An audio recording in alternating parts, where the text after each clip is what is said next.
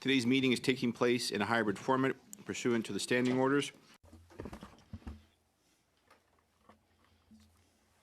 Application. A reminder that all comments should be addressed to the chair. Puis conformément à l'article 108.3G du règlement, le comité. And in keeping in with Standing Order 109 of the vote, number 1, Arrivecan, sent to the committee.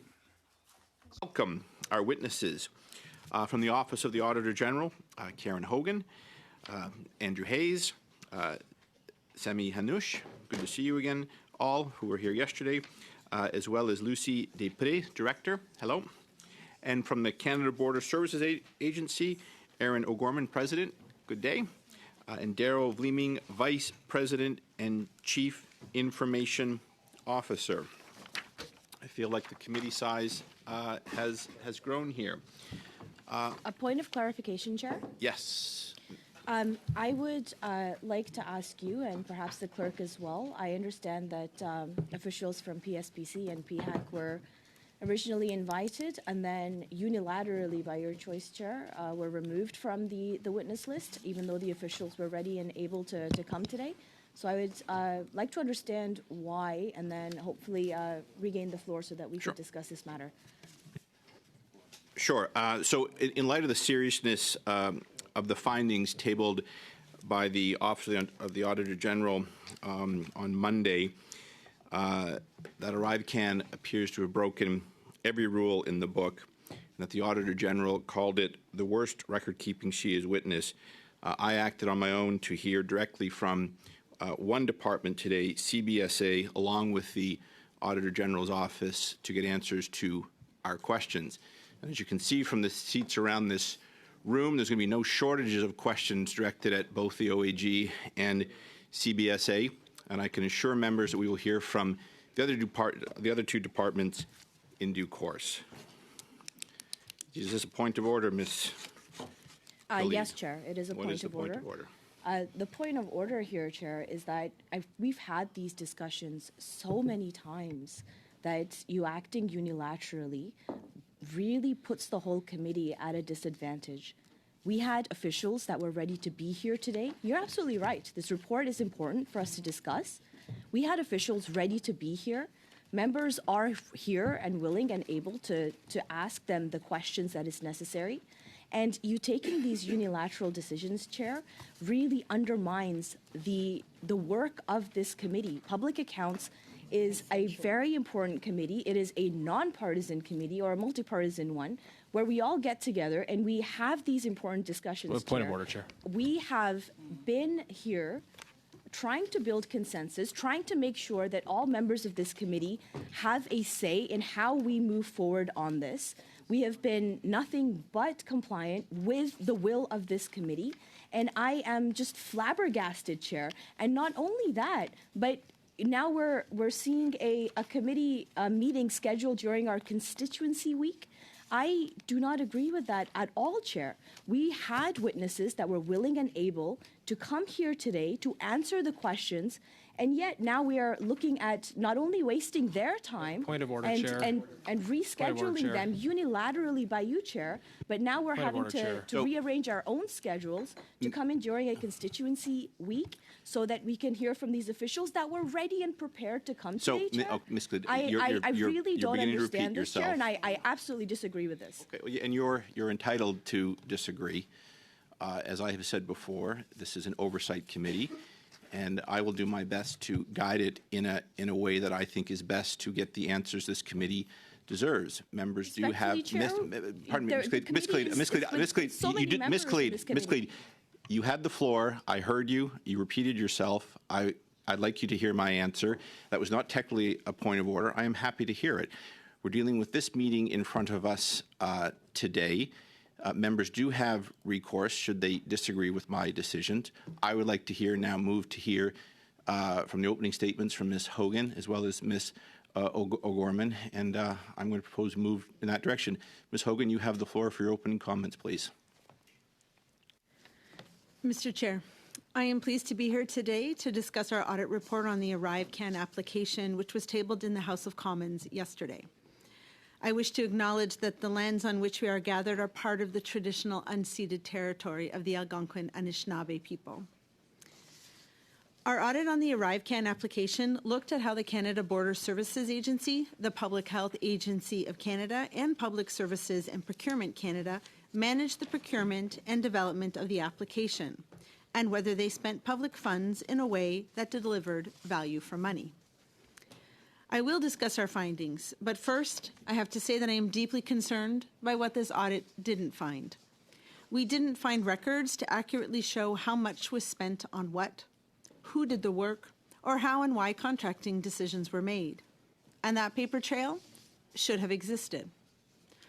Overall, this audit shows a glaring disregard for basic management and contracting practices throughout Arrivecan's development and implementation.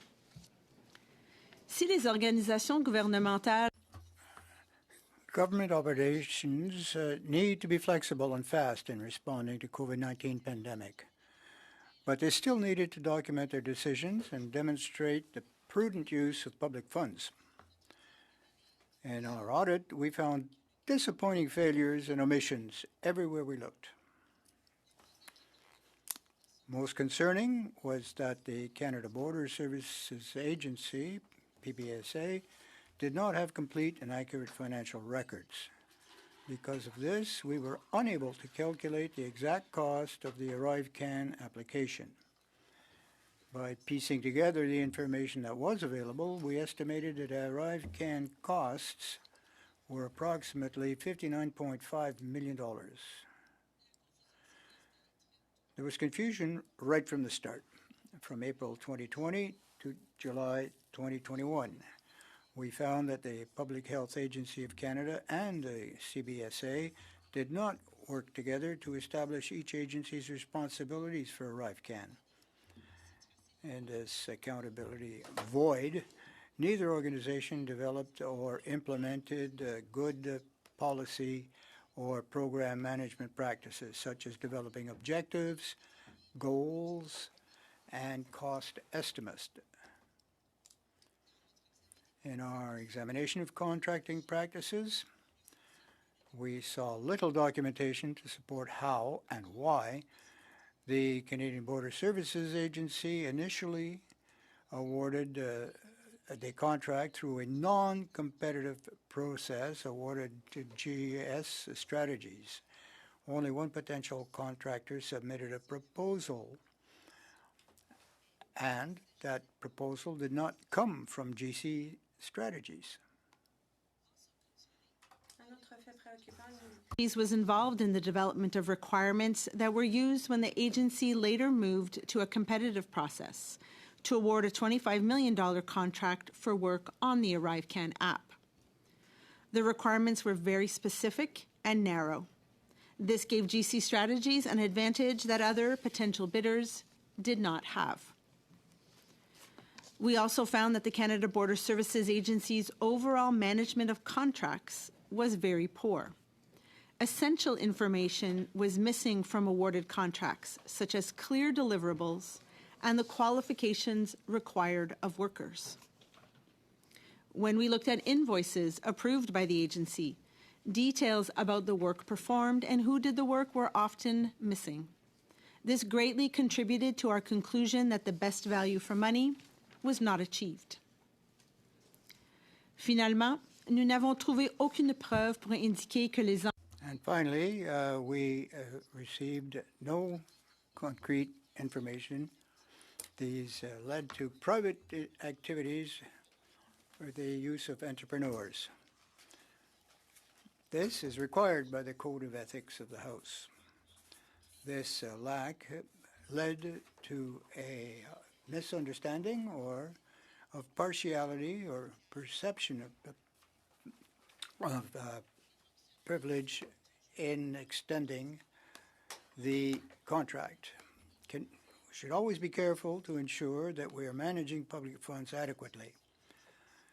An emergency does not mean that all the rules can go out the window and that departments and agencies are no longer required to document their decisions and keep complete and accurate records. As I stated just a bit earlier, I believe that this audit of Arrivecan shows a flagrant disregard for basic management practices. As a result, many questions that parliamentarians and Canadians are asking are still without answer. The lack of information to support Arrivecan spending and decisions has compromised their accountability.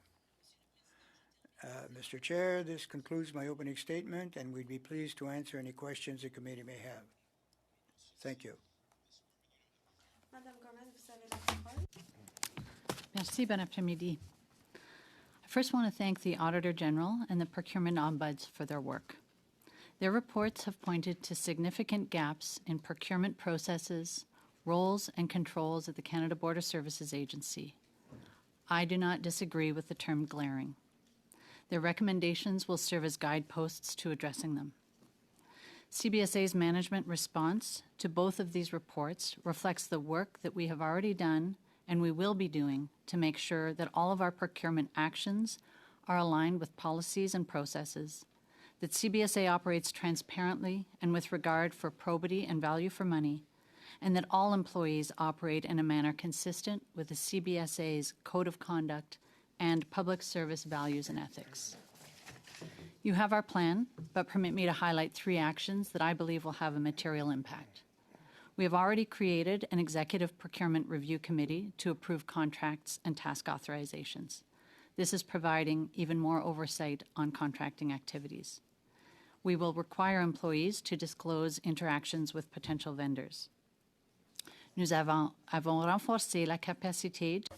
We have increased the capacity of our procurement group both to oversee all procurement activities and establish a center of expertise to help employees if they have questions or if they don't understand their authorities and obligations. So actively improving our internal management practices more broadly. Following Treasury Board policies is cornerstone to effective public administration. And effective public administration is critical to maintaining the trust of Canadians. I hesitate to say the following because it might sound like an excuse, and it's not. The Arrivecan app was built during an extraordinary time and on an emergency basis. I know the CBSA was working as quickly as possible at the request of the Public Health Agency to replace a paper-based process that was not meeting their needs and was clogging the border. And having been at the Treasury Board Secretariat at that time, I know the direction was for departments to take action, and if needed, move front-end controls to the back to be biased in favor of action. But this same direction also stressed the requirement that exigent decisions and actions be documented. As the Auditor General and I have each discovered, this direction was not followed. The absence of documentation is what is giving rise to these serious questions. Without a doubt, people were moving fast. But that doesn't justify cutting and pasting contracted resources experience directly from statements of work or collaborating with a company on a document they will eventually build on. Je tiens à vous assurer que je fais tout ce que... I want to assure you that I'm doing everything I can to get a clear picture of how all of this unfolded, but I'm also looking to the future. 21 report recognized that the manual process had limitations and was not giving public health the access to the information it needed when it needed it. The Auditor General found that the government improved the quality of information it collected and how quickly it was collected using the app. But as I have said, it's not okay that decisions were not documented, that procurement files were incomplete, and that proper processes were not followed. This audit points to significant gaps, and I do not put that at the feet of the pandemic. Nous avons donc beaucoup de faire, mais We have yet a lot to do, but our team is composed of very dedicated and loyal employees. We are united in improving our processes and to maintain the confidence of Canadians, all the while offering and fulfilling our mandate. Thank you. We thank you as well. The floor for 6 minutes, please. Thanks, Chair, and welcome back, witnesses. A.G. Hogan, quick question. The procurement ombudsman in his report had commented about the bait and switch that was happening with procurement and seemed to insinuate it was quite widespread through the whole of government. Do you have a sense of how systemic this issue is? Obviously, CBSA, but do you have a sense how systemic it is otherwise? So it's my understanding that the procurement ombuds report really looked at the front end of the processes more, whereas when we audit, we come in once the procurement is in place and we're looking at sort of validating that the resources are used. So I could tell you here that there are reasons why a resource in a task authorization or a contract may not work on a contract, but I would expect that the mechanisms that the government has are used to switch that up so that you don't to accept an invoice with a resource that you didn't already vet. The documents, we heard from both of you, missing documents, like who within CBSA was responsible for collecting and storing those documents? Like what documents, who was responsible for it? I think where we saw missing elements, and I would encourage you perhaps to ask the president exactly who, but I would have expected that there would have been someone who would have planned a project oversight. And so that would have been perhaps the business owner, whoever was tasked with making sure that the application was developed and implemented. I would then expect someone in contracting to ensure that the file makes sense. Anyone who signs off on an invoice but it was for making sure. Quite widespread, though. Well, I think that there are many individuals who play a critical role when it comes to making sure procurement and projects are well documented. Is it the same issue with the, you commented, inaccurate financial records? Is it the same issue throughout the department? Like it's just not one position, but throughout this project or throughout the department? Well, again, I think it starts with the person who might accept an invoice with insufficient information and then certify and sign off that the government received what they should have received. Whoever does the coding, then who does the entry into the financial system. So again, I think you have the luxury of having the president of CBSA here, and some of these questions are well directed at her as to who would have been accountable and how many individuals would be involved in a process to treat an invoice. Well, President O'Gorman, maybe you can answer that in writing because we're short of time, but maybe you can get back to the committee on that because I want to move on to another. Could you just be clear on what the question is? The question, what positions were responsible or should have been collecting and ensuring all the paperwork was there, but also as the AG comments, the inaccurate financial records, because I assume it's not just one person. Maybe you can get back to the committee of which departments, which projects, et cetera. Quick question just for you. Is that possible for you to do that in writing after the? I can answer it or come back in writing. Yeah, in writing, please, just because it's shorter time. Thank you. I want to follow up just the two gentlemen, Mr. McDonald and Mr. Utano. They both received performance bonuses last year, did they not? In the year before and the year before that? I don't know. They did. I'm telling you, I'm surprised that you would not know, considering the gravity of the situation. I I'm wasn't stunned. That's not part of the look. How did they receive bonuses if they are the subject of these accusations? So I wasn't aware who received bonuses, but to your question, they would have been assessed at the time at the end of the fiscal year. And to the extent that there's information, one moment they're assessed well enough to receive bonus, the next moment they're history's greatest monsters in CBSA, according to some of these documents. It just seems quite strange. But I can answer that question, Mr. Chair. Just very briefly, please. So there's mechanisms, if there's information that comes to light after performance ratings are done, to be able to reconsider those ratings. Just a question for you. OGA first started, sorry, not we, but Operations Estimates first started this Arrivecan investigation October 2022. Why did it take all the way up to the Bottler allegations for CBSA to actually act and start looking more seriously at this rather lackadaisical effort? So two things. One, when the study was started and we were bringing information together to respond to the committee, it was clear to me that the documentation was incomplete and inadequate. The study was started in October, and the bottler allegations came in November the following month. Last one, I want to read to you a text. This is from Mr. Dewan, and this is before his appearance. My issue is what I want to say and what I can't say. Can I throw PHAC under the bus? Throw ministers under the bus? What do you think Mr. Dewan was referencing when he said he could not speak to these for fear of throwing PHAC or ministers under the bus? I have no idea. Have you looked into it? This is the first I hear of that text. Have you ever heard of any issues regarding Mr. Dewan and such issues in his prep for appearing before committee? No. How far back, I guess, does this mess with CBSA go with its purchasing and its IT issues? This is not something that started with Arrivecan. How long has it been going on, and how did no one catch it? That's what I'm trying to figure out. So as I said, when I started and there were questions regarding the documentation and the cost of Arrivecan, it became very clear to me that the documents were not complete, and we had to try and piece together the information as the questions came in.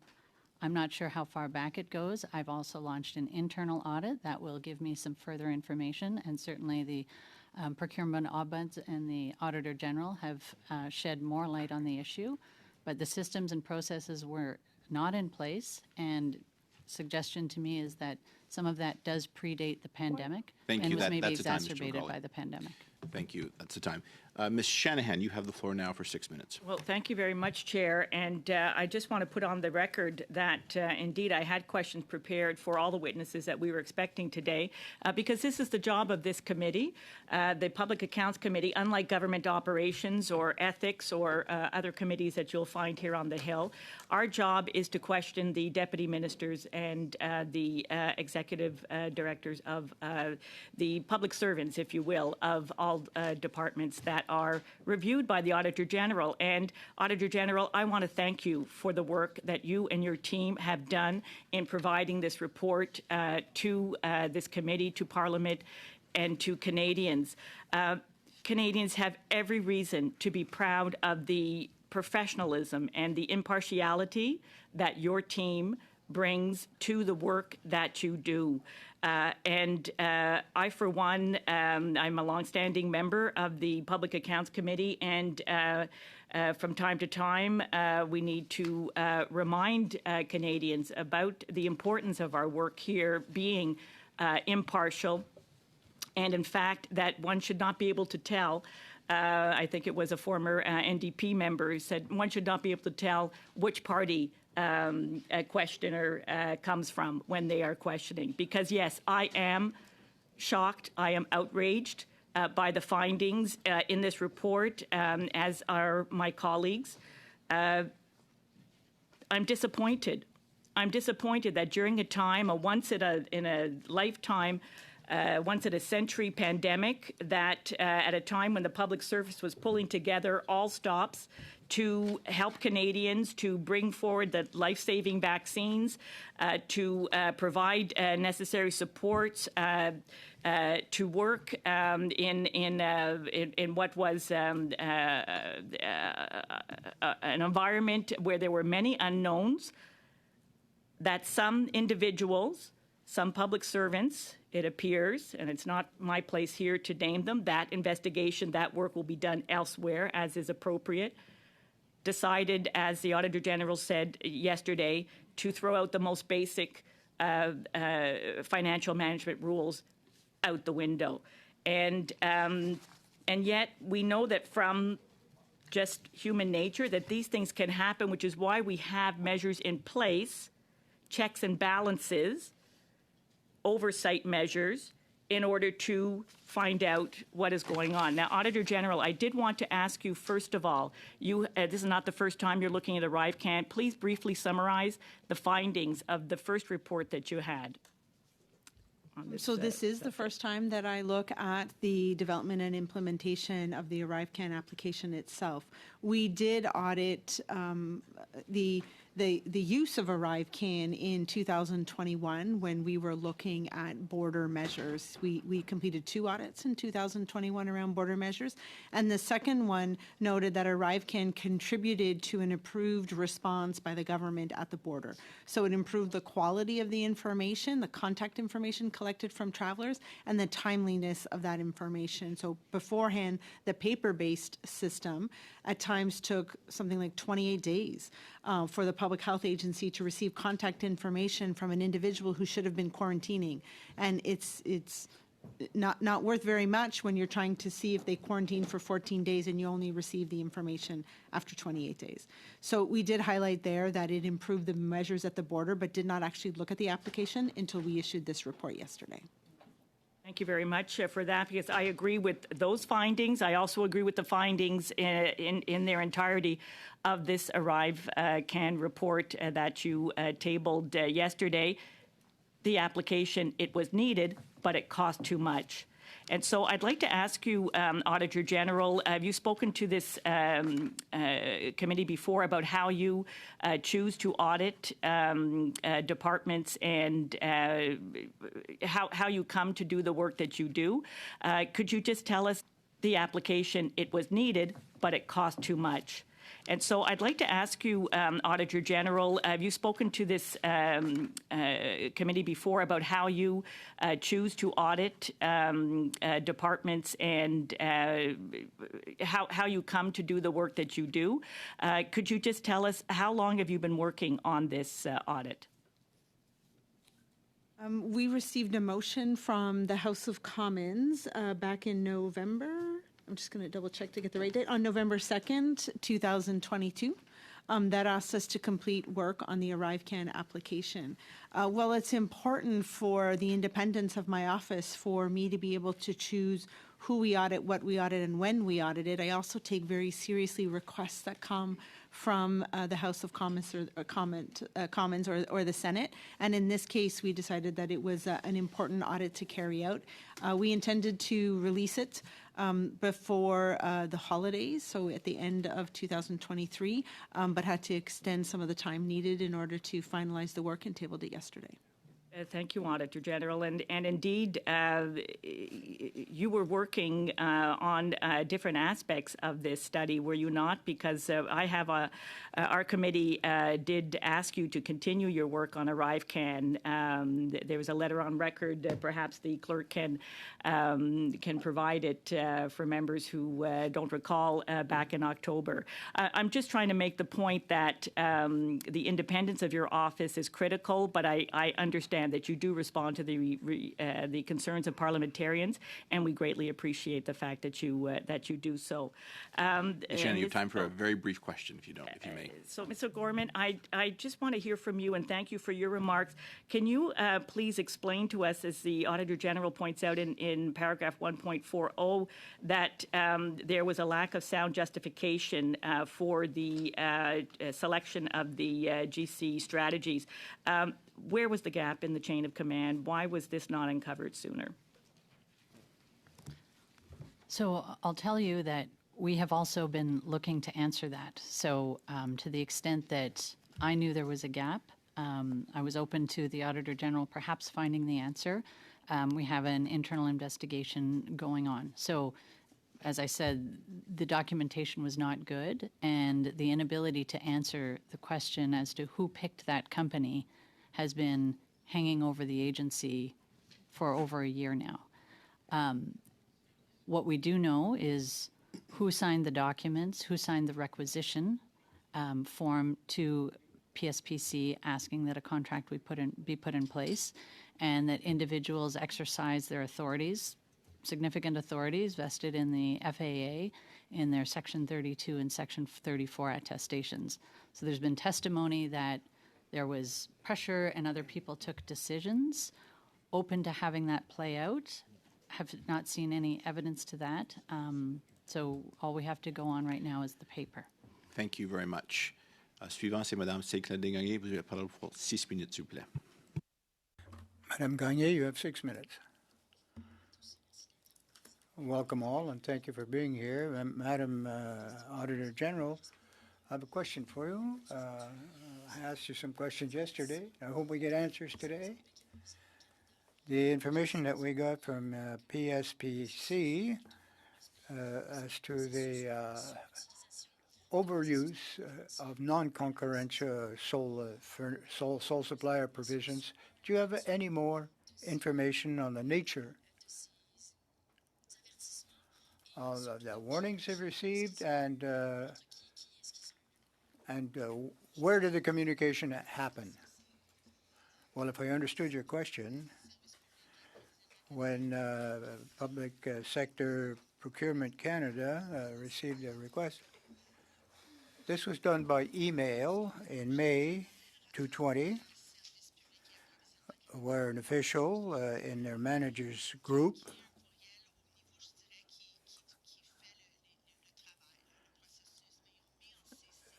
but they copied in CC the executive director at the time to the management, Mr. Eucanadome, CC'd the message, was CC'd in the message. So he was, who was the principal recipient of this email?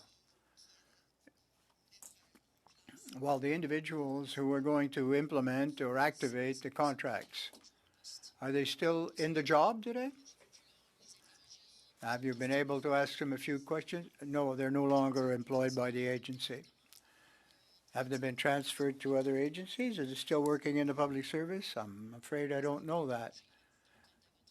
So you didn't inquire as to why the recommendations were not followed, because the recommendations include by PSPC were not followed, but do you have any idea what the rationale is for not following those recommendations? No, we have no justification for the decision taken or not taken in this case from PSPC. But we did interview the employees, who are no longer employees, by the way, and we didn't get any satisfaction. Well, as of 2018 onwards, Mr. Sebourin, who was working at the CBSA, a whistleblower, if you will, we wanted to protect him, and since 2018, Mr. Sebourin has noted that there were quite reprehensible acts being conducted there at CBSA. Other departments of the government were mentioned. There were other activities or processes that were not being followed. So 2018, a whistleblower, and this individual had foul things put into his coffee. He had to take sick leave. He'd been intimidated, bullied, and it's been going on for a number of years. Ms. Gorman, I think you've been in your position since July 2022, over a year ago. Did you not receive a clear mandate from the government to clean up the mess in this department? Well, I don't need a mandate to put things in order, but it's quite clear that there are two ministers to whom I report. I'll switch to English. Clear that if there is wrongdoing, it needs to be found out. D'accord. Mais And if avez-vous there eu are des problems discussions? with the systems and Avez-vous eu processes? des discussions? Have you had discussions on those issues with the two ministers that you just referred to? The ministers did have questions as to the management on procurement. When was this? When these allegations came up, I informed him that the allegations were serious. We were taking them seriously, and I was also making moves on internal processes to shore up information and systems and processes problems I was already seeing.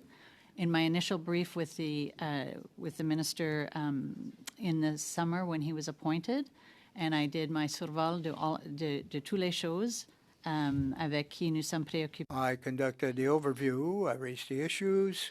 Systems and processes and contracting issues in D'accord. the agency very Quelles clearly. quelles consignes avez-vous reçues par rapport à mettre de l'ordre dans vos... Est-ce que And what feedback did you get on that about getting, putting things in order? Did they identify, did you suspend anyone or, well, we know that the two employees are no longer employees. So, but it seems to be more generalized within the agency. Were other people laid off or dismissed? I'd like to have some concrete examples. That this was my priority. And on the question of harassment, I take that very seriously. And in that, any intimidation. So our Est-ce que des systems and personnes- processes est-ce que- need to have the confidence of our employees. j'ai plus beaucoup de temps, mais est-ce que des personnes ont été mises à pied? Were individuals suspended, laid off, fired? What did you do concretely? Allegations you're referring to, but we have taken action on founded allegations, and we have taken disciplinary action, but I'm not going to speak to specific actions and specific individuals. Et voilà, merci beaucoup. Suivant, c'est Thank you very much. Mr. Desjardins, you have the floor. Thank you very much, Mr. Chair, and I too want to thank the Auditor General and her team for a very important audit, and of course the audit's role in what is hopefully a process to make things much better. Because this, in my opinion, is one of, if not the worst audit I have ever seen, ever. Maybe even hopefully not in continuity, but hopefully we can level how serious this is with you and members of the CBSA, that this is simply unacceptable. It must change.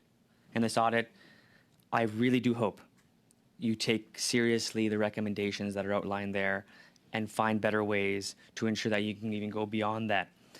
But before I get into some of that work, I just want to be able to touch on how upsetting this is and how rightfully upsetting it is to Canadians. You can just imagine that those persons, single mom, persons who are having a hard time trying to get into work, people who are struggling to make ends meet, they find out that in the cost of living crisis that we're experiencing right now, that the federal government has opened the doors to rich consultants to get even richer. We've seen in the audit, for example, some very serious issues of overbilling, that there's immense issues of vulnerability in the contracting processes. Some of these, for example, the report estimated 59.5 million was handed over to these wealthy consultants, like GT Strategies, the one we're auditing today. But this is a story that began in 2020, and there's contracts even between that period of time, to which I believe you were at CBSA when the $20 million contract that was a competitive one was tenured. To that extent, if that's not the case, I acknowledge that, but I think there's several instances and several issues. One on that contract alone, the contract that allowed rich consultants to define their competition directly from the person issuing the bid. Huge issue. I'll be touching on that in my subsequent rounds. The first issue I want to deal with, however, is the non-competitive processes that CBSA undertook in order to get the original contracts.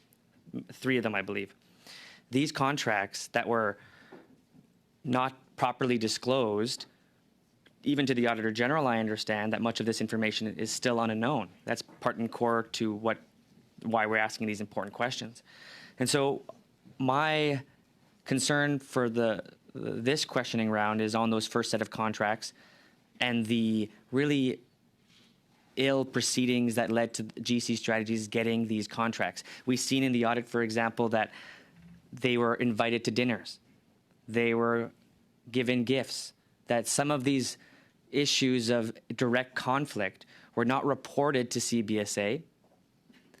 That it should be something that we all pause with and know that right now that level of transparency isn't present to this committee, which is deeply concerning, to not know exactly how these non-competitive contracts were able to be entered into. What do you know about the events and the gifts received by these 2 men in order to do services and to get access to a non-competitive process? Okay, so I'll say a few things. It is unacceptable. It's absolutely unacceptable. And the systems, I would argue, and the absence of controls allowed for the vulnerabilities that you referred to exist. The procurement ombuds, when he was testifying at another committee, indicated that in an emergency, it might be good practice to go to a consultant or contractor that you know, but that you would document that, and that the lack of documentation is what's giving rise to all of these questions that we can't answer. So absolutely, I would agree. And then the subsequent sole source contracts just elevate those questions even more. And so to me, there could have been a justification at the outset, had to move quickly. This was a company we may have been working with. They supplied people who could do the ones and zeros that worked with our people and deliver something. How long None of that is written down. How long do you know in your investigations and your understanding that these gentlemen at GC Strategies have been involved with CBSA? So my understanding, based on the documents I've seen, the GC Strategies worked as a subcontract to another firm prior to the pandemic. I don't believe there was a specific contract with GC Strategies, but I might be mistaken on that, and I can come back in writing to clarify. But before the pandemic, they were a subcontract to another company, and the individuals that were working with CBSA staff on a mobile application were the same individuals that came in to work with CBSA staff on Arrivecan. And so, let me try to understand what you just said. They were a subcontractor before the COVID-19 pandemic. Under the practice of knowing somebody to do quick work, you're saying that they had access because those civil servants knew and were aware of GC Strategies. Is that correct? Yes, it was in the same group, had those people under contract as became responsible for the Arrivecan app. And how long did these civil servants declare they known these persons for? Do you know that? I don't know that. Interesting. I don't know that. How much time do I have, Chair? You're out of time, I'm afraid, but we'll come back to you, Mr. Thank you. Desjardins. Next, we have Mr. Brock. You have the floor for 5 minutes, please. Thank you, Chair. Ms. O'Gorman, although you have not been sworn or affirmed to tell the truth, there is a presumption that any witness who appears at committee will tell the truth. And I'll state at the outset that I have heard your evidence on multiple occasions, and you, ma'am, have a serious deficit when it comes to credibility and integrity. Point of order. Chair. Now, nothing he has said is out of bounds. You know I watch for language, and the member is pressing hard, as he has the right to do. You might not like it, but these serious allegations, and we're not hearing a lot of answers today from CBSA. It seems that no one was in charge. So, Mr. Brock, you have the floor. I stopped the clock. I'll resume it right now. Ms. O'Gorman, in relation to a question put to you by my Liberal colleagues, you said, who picked GC Strategies is still an unknown entity for well over a year. It's just hanging in the air. I guess you forgot about ATIP request number A-2022-27196, which asked for summary request records from November 1st to November 16th of notes, emails, and texts sent or received by Aaron O'Gorman, Ted Gallivan, Jonathan Moore, and Kelly Belanger related to either the Arrivecan app or their November 14th, 2022 appearance at Government Operations Committee, including any discussions following the meeting. Based on that response, you as President and Vice Presidents Min Doan and Kelly Belanger approved a briefing preparatory package that provides, wait for it, a direct response to the question, who chose GC Strategies for Arrivecan? And lo and behold, on Annex A of the ATIP, as supplied by someone in your department, presumably you, who made the decision to contract GC Strategies? My office. made the decision to pursue the contract with GC Strategies. The two proposals for the work were presented to the CIO and president, and the decision was made to proceed with GC Strategies as their proposal and approach aligned with what the CBSA was looking for, particularly rapid staff augmentation. The Deloitte proposal was a managed service using their cloud instance. This would have involved additional risk and did not align with our direction to build cloud mob competencies within the agency. Why are you lying to committee? Just 1 second. Mr. Brock, you were very good there. You and others know I do not condone that language, nor do we condone that in the House. I would ask all members to direct tough questions at the witnesses and to use parliamentary language, even though that not every person at this table is a parliamentarian. Ms. Gorman, you have the floor, and I apologize for that. Over to you, please. Thank you, because I would like to confirm the allegations are not against me. This is not the first time that I have been accused of that. I have told the truth, and I continue to tell the truth. And so I'm not sure what document you're referencing. I don't know that it was approved by me. And the reference to my office, I wasn't in the position when GC Strategies was... The former president, Mr. John Osowski.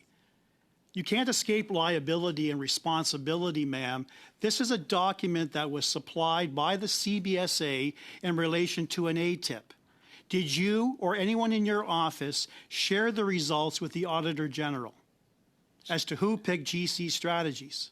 So I would have to look at that document to understand what it is in reference to. Perhaps you lost this document as well, just like the rest of the documents. We released it under ATIP, and I don't know who the MI is that you're referencing there. I Okay, I'm wasn't gonna at move on, ma'am. CBSA when the decision was taken about GC I'm Strategies. going to move on and because we- the record is clear, the documentation is clear, so let's end this charade as to who picked GC Strategies. It was John Osowski in the role of the former president and Min Doan. It had nothing to do with Mr. McDonald or Mr. Utano. I know you'd like to blame them because they cast blame on you and were pointing fingers. But this net of suspicion is order. much larger than the two individuals. Mr. Brock, just 1 sec, please. Yes. Yeah, Ms. Chair, this is not a court of law. This is not a not, we are point not of order. investigating Ms. Shannon, individuals. this is a parliamentary committee. Mr. Brock's questions are direct, but certainly within the bounds of acceptable questions. I'm going to turn things over to Mr. Brock. I'm starting the clock again. You have about 1 minute and 15 seconds. Your reports to the RCMP about potential criminality only relates to Mr. McDonald and Mr. Utano. Is that correct? That's not correct, and it is not correct Who to else? say... Who else, ma'am? Mr. Who Chair, else? may This I- is my may- time, Ms. O'Gorman. This is my time. Who else did you identify to the RCMP besides McDonald and Utano? Chair, point of order. Does that not compromise RCMP investigations? No, it does not. No, I don't think. Ms. O'Gorman is here to answer questions, and This- she will do so. This is out of bounds. It is not out of bounds. These are committee questions, and we have great latitude to ask questions on Parliament Hill, and witnesses will answer the questions to the best of their ability. Ms. O'Gorman, you have the floor, please. blame anything on me, and He said you were lying, ma'am. he did That not committee. say that. Yes, he That did. is not true. He did. The question was put to him whether a series of individuals he felt were being honest. And to my name, he said, I wouldn't think so. I don't know what he was referring to. He provided no more Okay, information. so now can you He answer did my not question? say that. Who else did you identify? So I did not identify ma'am? anybody to the RCMP. The CBSA received allegations from Bottler that were serious enough You told for me earlier at committee to that launch- you referred the matter to the RCMP. I'm answering the question. You I'm told answering me your earlier question. at committee, man, this is my time. You told committee earlier that you referred the matter to the RCMP. Did you simply furnish the Bottler allegation to the RCMP, or did you ask the RCMP to investigate Mr. McDonald and Mr. Utano Thank you, at the Mr. Brock. exclusion of anybody We will hear else? from Mrs. O'Gorman, please. You have the floor for a brief answer. So I launched an internal investigation, and the investigators provided that information to the RCMP. Thank you very much. Next, we have Ms. Bradford for 5 minutes, please. Thank you, Mr. Chair.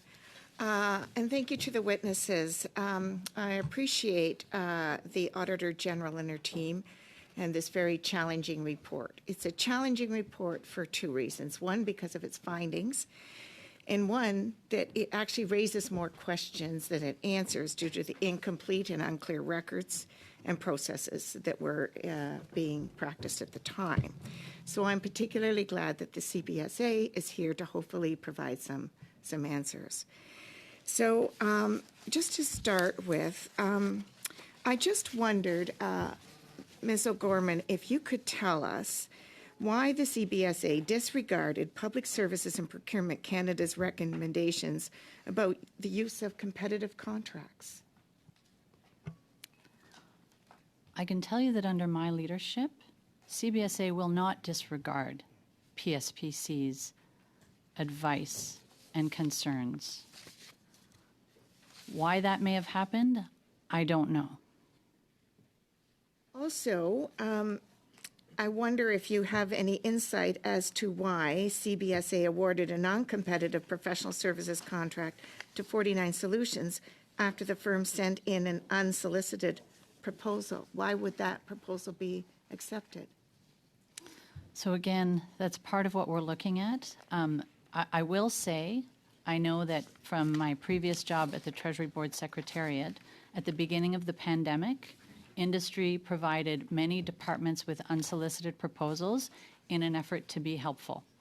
Perhaps some of those were for personal gain. I think a lot of them were for public service. The contract you cite, I don't know if that was an effort to be helpful and it was in response to something that the CBSA needed at the time, or if it was something different.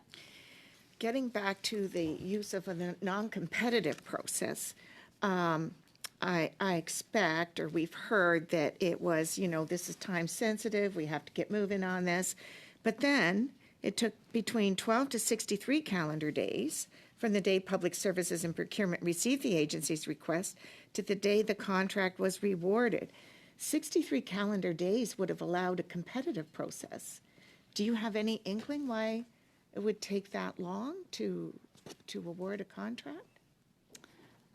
No, and I think that question would be better posed to the Public Service and Procurement. But I think what's behind your question is, given that time, why wasn't a competitive process launched? Right. And I think that's a very good question as we look at the rationale for sole source contracts versus competitive. Right. Okay, and I realize, and that's why it would be advantageous to have some of these other agencies that were willing to appear today be here so that we could ask the appropriate questions to the appropriate witnesses. So I apologize for that. Now, I don't think there's any question that the Arrivecan app was necessary at the time to expedite, handling and processing people's travel documents at a very unique time. However, it's still always very important to ensure that we get value for money spent for the taxpayers' dollars. And I think one of the items identified was, so clearly, Canada Border Services Agency didn't feel that they had the internal capability to develop this app, which is understandable. They're not app developers. But I'm just wondering why they continue to rely on external contract people that were very expensive once the app was developed, rather than turning it over and using internal resources. Do you have any insight as to why that's the case? I'll say a couple of words, if I may, and then turn it over to the Chief Information Officer for CBSA. There's, I think, three types of resources. One, very specialized, that CBSA, frankly, doesn't need to hire permanently. Two, people that are very hard to recruit. And then three, people who are just in the habit of continuing to do work, and that CBSA at some point ought to have said, we need a plan to convert these functions into our staff, that we need them for long enough, that we need to do that. So there's a few different types of resources. I think what we found is there was an absence of a plan, of an off-ramp plan, but those resources continued to be used, and I'll turn it over to Darryl. Been in the public service for 10 months, so I can't comment specifically about what happened before that. However, what appears to have happened is that contractors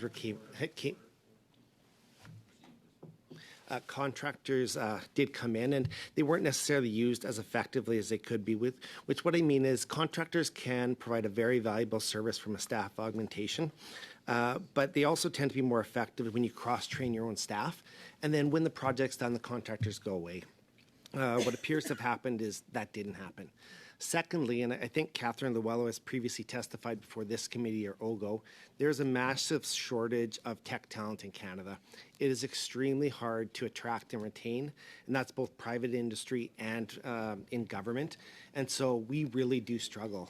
At one point, we had 200 and some open positions in CBC alone, and there's thousands across government for the new cutting-edge skill set. So it is very difficult to attract. And I think it's those combination of things. Thank you. Honestly, there's just I'm going to pause you there. We're well over the time, but I'm sure we'll come back to you for additional answers shortly. Maintenant, c'est Madame Secrétaire Desgagnés, vous avez parole pour seulement 2 minutes 30 secondes. Oui, merci, Monsieur. 2.5 minutes. I'd like to come back to my questions to Ms. O'Gorman. In the 19 months that you've been at the head of the organization, can you tell us concretely what you've done to clean up in the agency? I'd really, really like to hear from you on that. How many employees were disciplined? Give us some information, some data on which we can depend. Well, I'm not sure that we needed that cleanup. The employees of CBSA are working every day at the front line. Votre question touche sur les questions de discipline. Your questions deal with discipline, I think, and each year, we have approximately a dozen or so, 15 perhaps, inquiries that we pursue in our organization. When they're founded, action can be taken, including discipline, retraining. Là, vous parlez d'harcèlement de manière générale. Are you talking about harassment, one employee harassing another, but Mr. Sabourin described a problem of reprehensible acts, which looks like perhaps generalized corruption in the agency. So, no. Misconduct Oui, mais je parle pas d'harcèlement, moi, donc no. I'm not talking about harassment particularly. Investigations. D'accord, mais là, on parle de, par exemple, de collusion avec. Okay, collusion with businesses in the provision of contracts, for example. Or there are companies that forge signatures. There have been RCMP inquiries on that at different levels. Failure to follow procedures, that's the first thing. Collusion with businesses. Exchanging gifts. There's a lot of people at the CBSA that are involved in that. Not only the 2 people who were suspended or fired, but you're telling me concretely that there's not really no problems at the agency. That we have, in any given year, dozens of misconduct allegations that are investigated. Many of those are founded and discipline is taken. I would say I don't know that there are many employees implicated in receiving gifts from contractors. I don't believe that there are as many. I can't give you an exact number. And also, I would point to the Public Service Disclosure Protection Act for those people who fear reprisal and want to make an allegation. There is a separate body that people can go to that itself can investigate any department and to protect the people that go with the allegations. Thank you very much. Now turning to Mr. Desjardins, you have the floor for 2.5 minutes, please. Thank you very much, Mr. Chair. I do want to follow up on the nature of how these contracts were entered into. I think there's lessons learned there as to how not only CBSA falls victim, and in this case Canadians fall victim to such an atrocity, but how it happens throughout the decades. Canadians know that this happens. They know that it's happened through Phoenix Pay System. They know that these contracts can become huge, and they know that it hurts the public service at the end of the day. The information officer just made mention that talent, for example, for information systems technology in Canada is very hard to come by. It's very difficult, it's competitive, and you pay a lot of money for it. The civil service at some points, and we had testimony in this committee before, to the effect that when we had those skilled experts, we found that there was a reduction of them throughout a period of time. And that reduction has now largely fed them into the private system, where they can now come back and say, you need us more than we need you. And then we see these really stiff penalties and stiff requirements to be forced to work with them. This dependency is the issue in my mind. This rot at the core of the system is that we've so dramatically underfunded our civil service that we are now forced into a dependency situation where we are now vulnerable to companies like GC Strategies that used an opportunity to take more and more and more, in addition to a massive failure of our public service to report and to be agile enough on making sure there was enough reporting to have made this picture that we're talking about today far clearer. That is the truth in my perspective, and that's one that we need to get to the bottom of, absent of an RCMP investigation, which I think is warranted and required in this work. We're here today to discuss the findings of this audit, which are largely the issues of the public service and not reporting it. So now back to how these contracts get signed.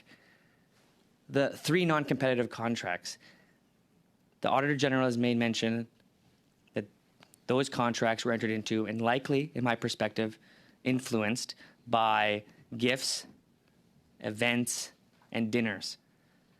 Those events, gifts, and dinners were not reported to the CBSA. Is that correct? Maybe to the Auditor General. So we didn't see any evidence that employees who were invited to events reported to their supervisor. Doesn't mean it happened. It didn't happen verbally, but there was no documented evidence, and I would have expected to see that so that a supervisor could have put in mitigating measures if needed to ensure that that there wasn't an appearance or a real conflict of interest in a procurement process.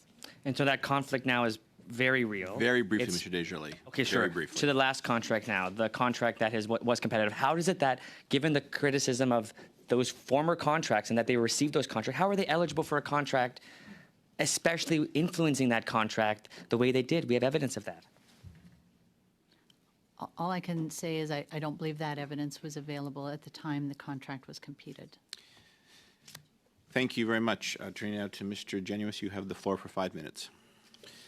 Paragraph 1.56 of the report says, we found that GC Strategies was involved in the development of the requirements that the Canada Border Services Agency ultimately included in the request for proposal.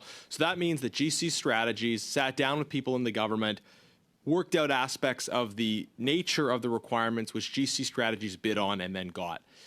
That means the process was rigged. So, Ms. O'Gorman, can you tell us why the process was rigged in favor of GC Strategies? So I wasn't there at the time. I think what you set out is what the evidence is demonstrating. And in terms of the motivation, I don't have enough information to speak to that. Okay, so you agree the process was rigged, but you don't know why it was rigged. Is that what you're telling us? I'm telling you that the collaboration that you're referring to appears to have taken place and is absolutely inappropriate. Would you describe that as rigging the process, though? I mean, it pretty clearly is, but I just want to hear it from you. Would you describe that as rigging the process? So the fact that there was one bidder and that bidder collaborated, I would agree that the odds were stacked in their favor. That being said, I don't have any information as to the motivation for that. So I can't speak to it, and I wasn't at the agency when that happened. When did you first find out about that? I believe it was in the information that was part of the investigation, but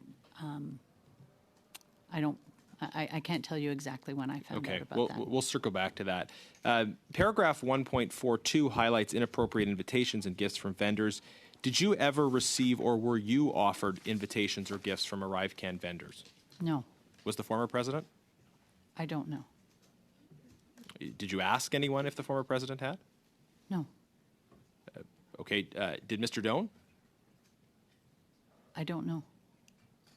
I'm letting the did you ask? investigation that's underway take its course.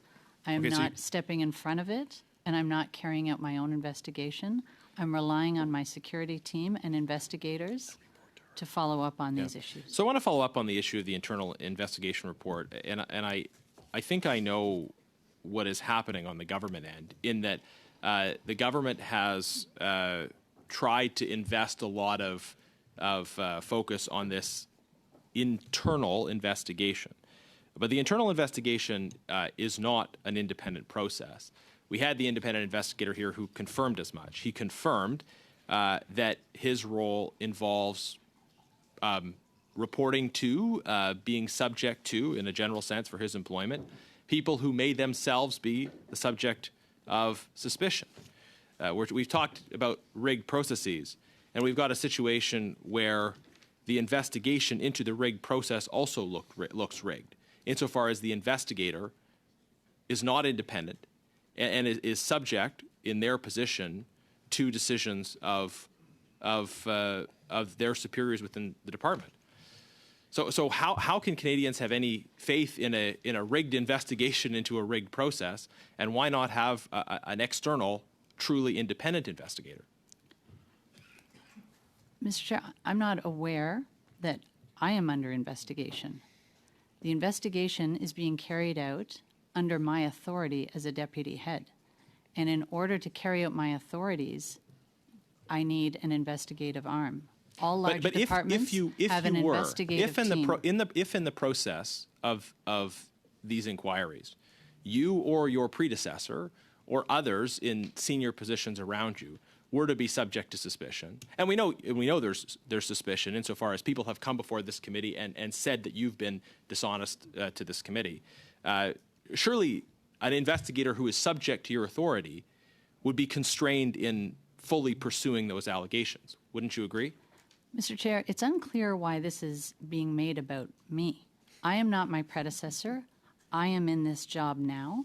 Well, I was not Mr. here when McDonald that told this happened, committee that you and were it's not not being honest and if- forthright. that's not- So you might disagree with point of that, order, but that is an Chair. allegation against point you. of and it's order. serious. Just one second, Mr.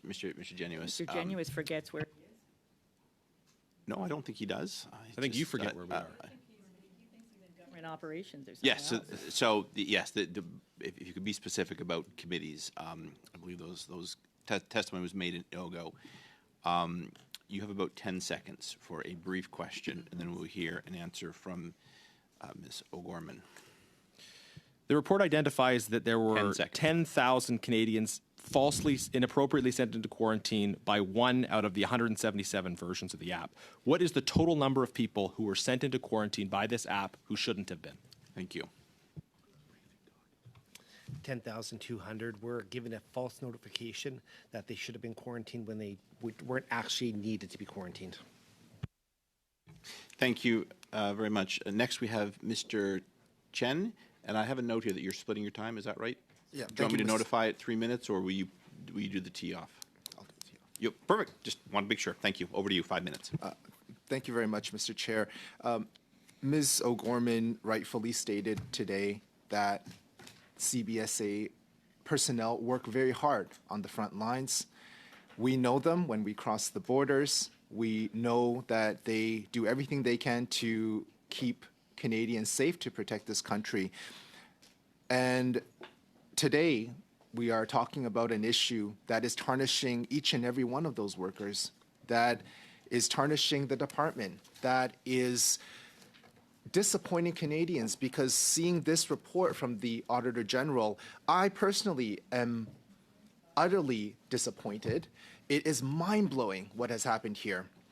At a time, especially when Canadians are grappling with the high cost of living, we are facing unprecedented inflation, the AG has found, quote, a glaring disregard for basic management and contracting practices with respect to Arrivecan, this $59.5 million project that even the AG has indicated she is unclear about whether that is the true and accurate number. Ms. O'Gorman, things have been said today about your role. You have indicated that you were not your predecessor.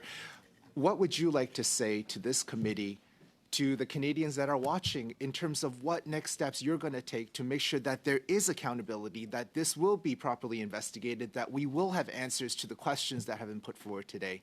What do you plan to do next? Thank you. I share your disappointment. I share your disappointment because from my previous position, I saw the people of CBSA working very hard to try and make the border work during the pandemic and allow commercial goods to come in and manage the border in a way that avoided it being clogged up and an impact on the economy.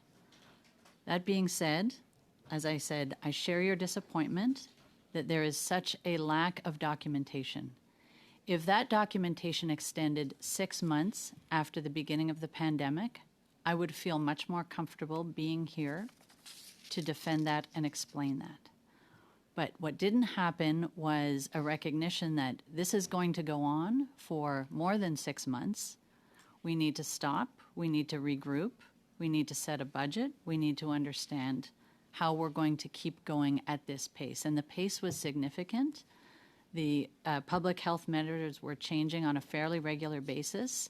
That had to be coded in, that had to be released, officers had to be trained, a lot of things had to happen. So, as we've said, the lack of documentation is difficult to understand as it extends over that amount of time. I have a management response plan that I have developed with the team in response to both the Auditor General's audit and the procurement ombuds. I have an audit underway. We have made some significant changes. The fact that we are approving contracts at a committee is probably a belt and suspenders. It shouldn't be that a committee is required to oversee decisions that are in people's proper authority.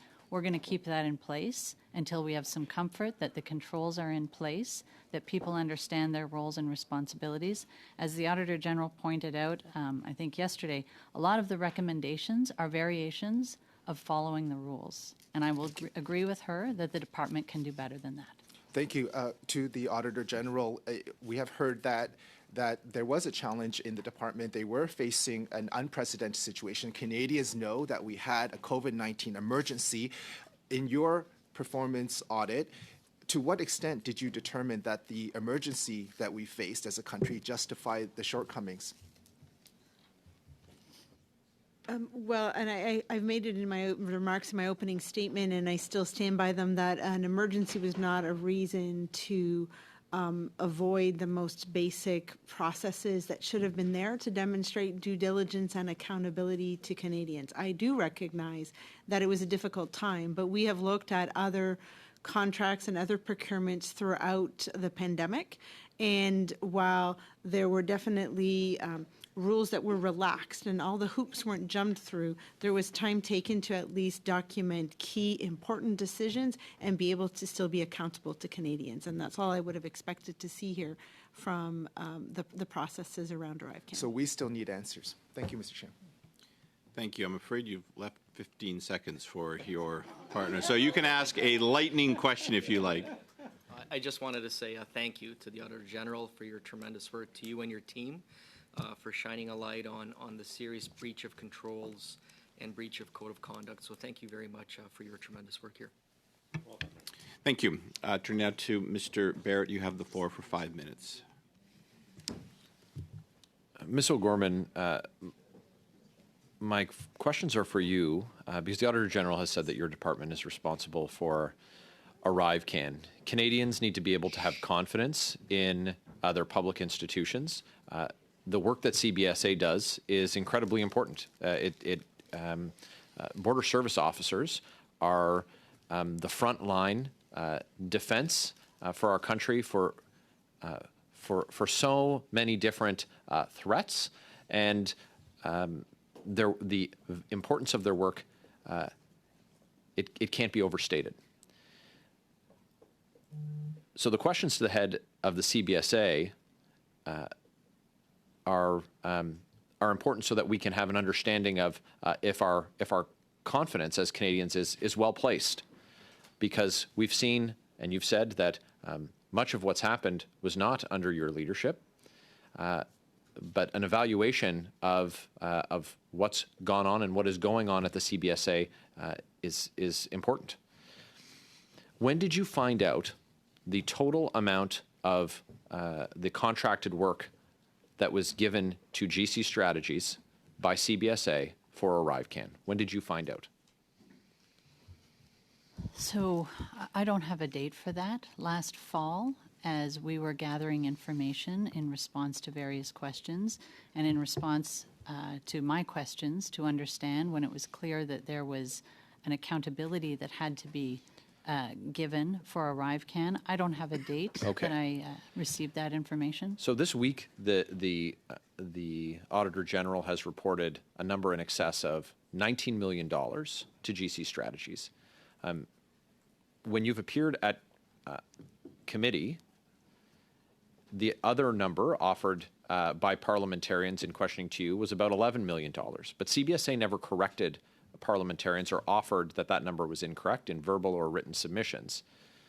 Why is it that the number that the Auditor General is offering this week in excess of $19 million is not the number that CBSA officials, including yourself, gave to committee in their testimony at numerous appearances across numerous committees? So the information on the costs for Arrivecan that included contracting costs were built with the information that we had at the time, and they related to the health measures of the Arrivecan app and more broadly supporting material, funding to SSC and so on. The Auditor General has looked at the app, including after the health measures were removed from the app and it was used for the advanced declaration function. So our scope and our timelines are different. I provided the best information that I had at the time. Our contracts are also published proactively, so there was no attempt to obscure GC Strategies contracts. Well, I think that the problem that we have here is that the work that GC Strategies has done has only really been brought to light through the work of the Auditor General. That work includes writing the contract requirements to the exclusion of other bidders. That's some of the work that they've done. And when they write a contract, who gets awarded the contract? Well, they do. And so there has been obscurity on the part of the CBSA on how the contracting process has worked and the amounts that have been given. The amounts have been revised up several times through reporting by the procurement office, by the procurement ombudsman, by the Auditor General, by the work of parliamentary committees, ATIPs. This information is not coming proactively from the CBSA every step of the way. We're pulling this out, and it seems like daylight is the last thing that the CBSA wants to shed on this. The subject of the failure to report gifts received by contractors or prospective contractors has also come to light. Have you ever been offered any gift or benefit by GC Strategies or people involved with GC Strategies personally? No. When did you learn about the gifts that were offered to people who work for CBSA? When did you learn about this issue? Is the reference to the hospitality that was offered? Yeah, the booze, the free drinks and dinners that were offered by the two guys that work out of a basement and were made multimillionaires on the backs of people who are lined up at food banks across the country in exchange for doing no work at all. Please, Ms. I don't have a date when I was made aware of that, but as you know, it was part of the internal investigation. It came to light as a result of the internal investigation. Thank you very much. Ms. Khalid, you have the floor now for 5 minutes, please. Over to you. Thank you very much, Chair, and to the witnesses for being here today. At the outset, I will say that earlier today at the Ethics Committee, members from the Conservative Party were able to ask questions of PSPC officials on this very topic rather than the topic that is being studied at Arrivecan. And we here in public accounts are being denied that privilege to be able to have both of these officials together to ask these questions. Ms. O'Gorman, perhaps I'll start with you. Did you receive a briefing on the Arrivecan file from the former president at the time that you transitioned over? No. And so how did you, other than the Arrivecan, how did you transition into your role? So I had a general briefing with the previous president, but I had briefings from the team that was supporting me when I got into the job. Thank you. And are you at all surprised by the findings in the AG's report of yesterday? I am. And I appreciate that the report only came out yesterday, but can you share any plans that the CBSA has to address these recommendations? Sure. And when I say I'm surprised, I'm not surprised entirely at what the Auditor General found because I've been finding that. So as I understand how the department was working, the fact that there was a link from or a path from the IT group straight into procurement at PSPC, that's not a best practice. And so as I was understanding and looking at the information that was available and wasn't available, I saw that there were issues and I've taken action and I will continue to take action, and the Auditor General and Procurement Ombuds have put a finer point on that. So thank you for that. And I will echo the concern of my colleagues and the disappointment, because it really does tarnish the very, very hard work that CBSA officers on the front lines put in and day out to keep us safe, to keep our country moving, to keep goods flowing through, and to providing that support to Canadians. And I think that there's a lot of work that CBSA needs to do to rebuild that public trust. So I'll ask you, Ms. O'Gorman, have you taken any steps now to try to start rebuilding that public trust? absolutely. We will be transparent in the actions we're taking. We will report on what we're doing. We're committed to implementing all of this calendar year.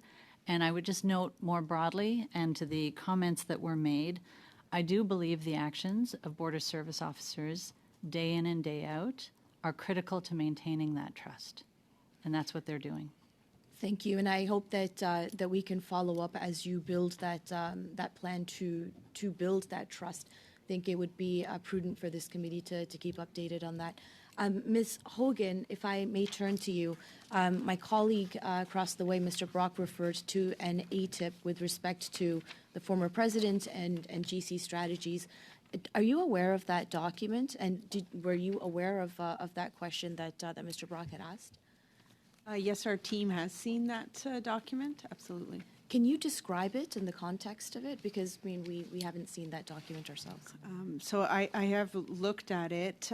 It looks like a briefing note for a committee appearance. I'm not sure who the briefing note is. I don't know who the MI is in the statement. It appears to be someone who was going to come and testify at a committee, and I'm not aware if that appearance even occurred.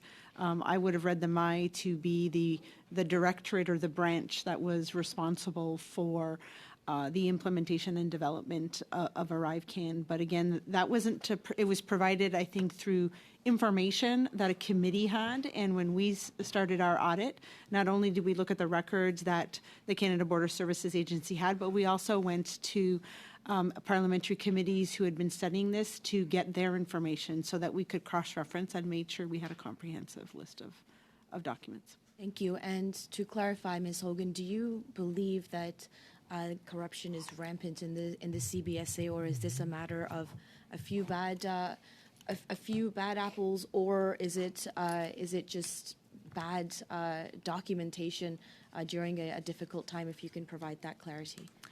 I'll leave the decision as to whether an action was of a criminal nature to the authority on that, which is the RCMP.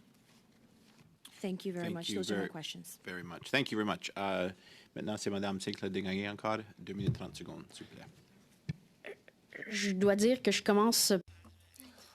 Well, I'm being somewhat upset by what I'm hearing when the colleagues across the way are trying to minimize what is being exposed by the Auditor General's report. As a couple of bad apples or because of externalities, a hard time, pandemic, that people strayed off of the conduct path. Now, I know that the Auditor General says it's one of the worst reports that she's ever had to write. So to minimize the problem is it's not the right way to go.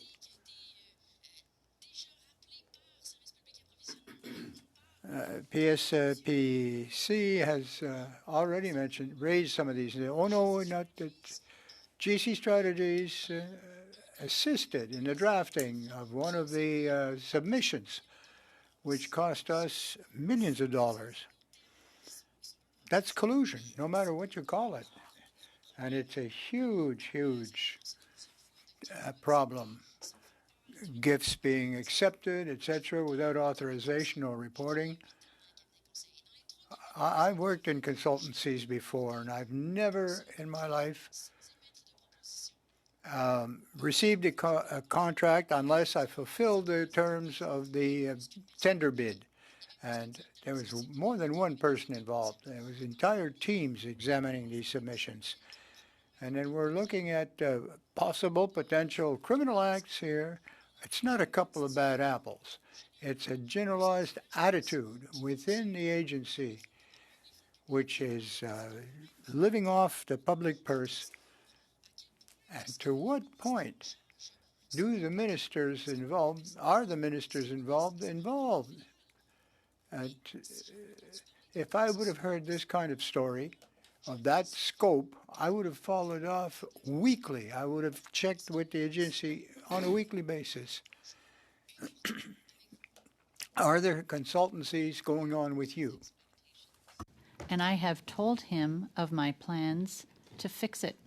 So I make no assumptions about the degree to which he is not concerned about this. I think he's very concerned. Est-ce qu'il a fait des suivis fréquents? Has he done some follow-ups? No, I guess not, he didn't. Minutes, please.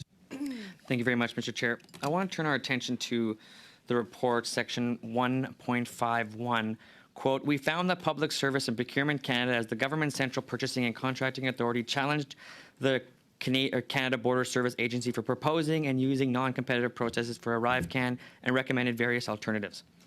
These alternatives included running a shorter competitive process, for example, 10 days, or incorporating shorter contract periods with a non-competitive approach. Continues onto section 1.52, despite alternative options proposed by Public Service and Procurement Canada, the statements from Canada Border Service Agency officials that other vendors were capable of doing the work, the agency continued to use non-competitive approach. This is troubling, I think, to me and many Canadians to know that there was, in fact, someone who raised a red flag, and that red flag was dismissed. This is another area of serious concern for Canadians, to know that when our checks and balances are, in fact, present, that there's an ability even for CBSA to have waived these requirements or waived these recommendations or however that went down. It's inappropriate that the concern was raised and that officials decided it was bad advice or however they argued those points. I would, to the Auditor General on this aspect of it, what evidence did you receive that gave you the impression that they did not take the advice of PC or the Procurement and Public Service and Procurement Canada? I might ask Mr. Hanush to add in on that, but if I can, Mr. Chair, I would just like to clarify the source of the document from the previous question that I had. We received that document directly from Mr. McDonald during our audit and not from information from the other committee. So I felt it was important to make sure that my testimony was accurate. So I think here what we looked at was that we expected to see someone making the decision and why you would go a certain direction or not, and the decision to use a non-competitive contract is an important one that should be well documented. And while there were officials at CBSA that told us there were other vendors who could potentially do this work, it was still source to GC Strategies, but that documentation is very, very thin. So I'm going to see if Mr. Hanush wants to add anything to it. It really was that this went forward because the contract Was there any there. evidence to suggest Mr. that those Disley, no, Mr. vendors Disley, were the same vendors that No, Mr. dismissed it? Disley, I will let if you could, you're at your time, but I will allow for a brief answer, please, from Mr. Hanush. Or He had nothing further to answer. Oh, I thought there was one of the No, persons he you had were- nothing further to pardon answer. me. So we made the statement because the contract Pardon was me. awarded to That's GC fine. Strategies. So Well, I obviously- misunderstood. But Mr. Disley, your time was out anyway. I was going to allow a response. And yes, no, Thank you, Chair. Appreciate that. Mr. Brock, you now have the floor for 5 minutes, please. Thank you, Chair. Back to you again, Ms. O'Gorman. You are aware that the agency is under investigation by the Information Commissioner currently? Is that a yes? I don't know what you're referring to. You would have received notification from the Information Commissioner that your agency is under investigation because of delayed requests in terms of complying with ATIP requests from Mr. McDonald. You acknowledge that now? I didn't know that it related. I wasn't aware of that. No. Yes. That your agency is delaying the release and has delayed the release for several months without proper explanation, and that's why the the Information Commissioner is investigating you. Now, going back to another issue, pursuant to an order paper question brought in the House by a colleague of mine, that between March of 2020 and September 2022, 8 executives at the Public Health Agency of Canada who worked on the Arrive Scam app were bonused $340,000, while taxpayers... Correction? Just, that's not really a point. I'm sorry, is this a point of Yeah. order? Well, point of order, because the proper name of the app is Arrivecan. It's not a Okay, point all of right. order. Chair, Nice I'm try. gonna No. Just a point of Let's stay. order. Look, folks. Let's stay on track. It is my intention to get through another round. We'll go over a few minutes. But I'd like to stay on track to give members another full round. Mr. Brock, you have the floor. You have 4 minutes left, please. 8 executives at Public Health Agency received commissions of $340,000 with this app that has cost taxpayers in excess of $60 million. Your agency did not release any details to that order paper question as to how much bonuses were paid out to your executives. Do you have an answer as to why you didn't respond or which executives at the CBSA were bonused? So the information in terms of bonuses and performance pay are posted on the website, and I will not give specific individuals remuneration information. Why? It's covered by the Privacy Act. That's their personal information. Point of order, Chair. Yes, Mr. Nader. As the grand inquest of the nation, this committee is entitled to information to call for papers and documents, and Ms. O'Gorman is incumbent upon the penalty of contempt of Parliament to respond to the questions of this committee. That actually is a valid point of order. So, yes, Mr. O'Gorman, I will just remind you that, in fact, the Parliament supersedes its request any privacy laws that you might feel you're subject to. If papers are asked or if information is requested, you should be aware of Parliament's right to ask for, request, and receive such documents. I'll How turn much- things. You how got much 3 time minutes. do I have 3 left? minutes left. So, Ms. O'Gorman, your agency, which is at the center of this scandal, which in my opinion has brought the entire public service under disrepute, how many executives and how much money were bonused during the rollout of this particular app? I don't have that information with But you'll me. provide that to us? I take note of the request. And the answer is probably yes, that some executives were bonused, received commission for their work?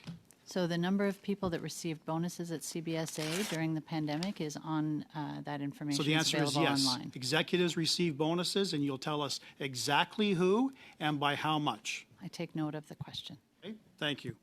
Now, to Mr. Hanush and Ms.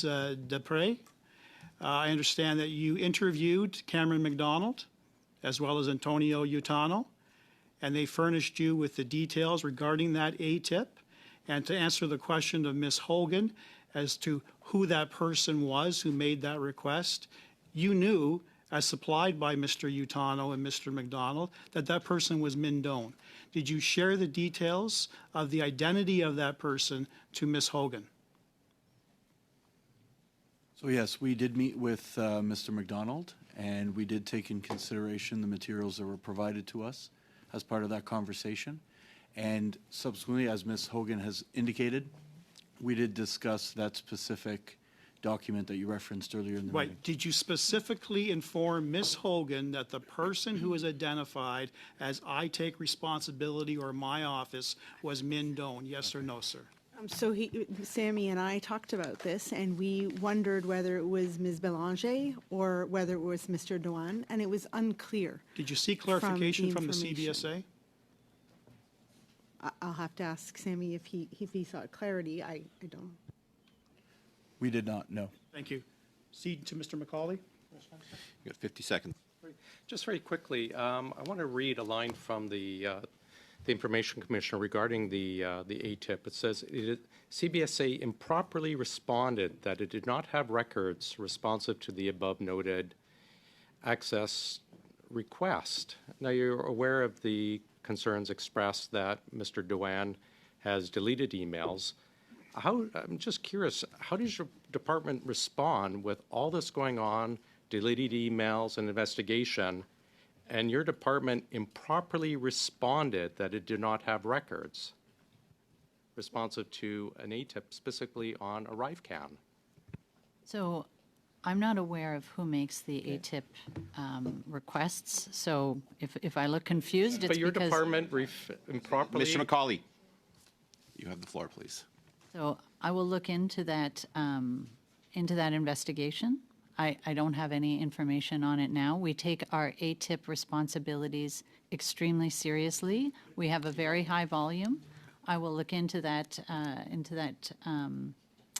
into those concerns. Thank you very much. Ms. Yip, you now have the floor for 5 minutes. Thank you.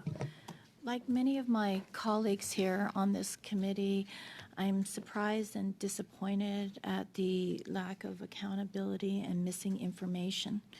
But I would like to clarify that no one here is minimizing anything contained in this report. So I'd like to ask you, why was the CBSA own procurement directorate not involved in the contracting process? So there seemed to be an ability of the individuals in certain, maybe all, in certain areas of the IT group to deal directly with PSPC on contracts. So that's not a best practice. So I have established and elevated the role of the procurement directorate to play its proper function in accordance with policy, which is to receive requirements from the various business owners across the department, develop procurement plans to the extent that procurement can take place within CBSA's authority to take the lead on that, or to interface with PSPC. So that wasn't happening. That is now the requirement, and we have a bolstered and more senior level responsible for procurement in the department. Why did CBSA continue to award contracts after PSPC and CBSA officials provided alternative options? Well, as I've indicated, under my leadership, we will work with PSPC. We will not discount their feedback. We will take their concerns extremely seriously, and we will work collaboratively with them. Isn't there always a process or a requirement for people to disclose relationships with contractors? So it's absolutely part of our code of conduct, and the fact that in response to the audit and the procurement ombuds report, we are putting in place a requirement that that be disclosed suggests that people right now don't understand their obligations. So I would like to think that everybody understood the code and carried out the requirements of the code. I see this as looks like it's not the case, and so we are going a step further, and requiring people to make those disclosures so there's no ambiguity when questions arise. What are the consequences for those who don't disclose these relationships? Well, so it's a new process, but it's inconsistent with the code, and we have the ability to issue discipline if we understand what the underlying issue is. So founded issues might be somebody needs training, or it might be that somebody understood their obligations and disregarded them, and in which case discipline is available to us. Can you tell us about the new assurance reviews that CBSA will begin conducting annually? Well, it speaks to the absence of controls. And so as the deputy head, I'm not going to look at every document that comes through, but I need an ability to have some assurance that the files are complete and that people are following their roles and responsibilities. So this is a fairly standard process in the public service. There's policies and guidance related to that, and I'm making sure that our assurance function meets all of those obligations and more, and provides regular updates on the extent to which some of the gaps that existed have been closed. Okay. Who is going to make up the new contract review board? So that's chaired by my executive vice president, and is comprised of our executive team as well as members of the procurement team. So it's quite a large body, and it meets on a regular basis in order to keep the business running, but make sure that the challenge function takes place across the board. How long will the members serve on the board? As long as they're in their positions. And what tools will they have if there's wrongdoing or that happens? So if there's wrongdoing, there's actually quite a well-established mechanism within CBSA for addressing misconduct, and it's similar to that of other large organizations. So I'm not concerned that the committee and that the chair won't be able to address wrongdoing, but it was more the challenge function and the broader accountability for procurement that was missing in the agency. Thank you very much. Now, this will be our last full round. Ms. Kuzi, you have the floor for 5 minutes, please.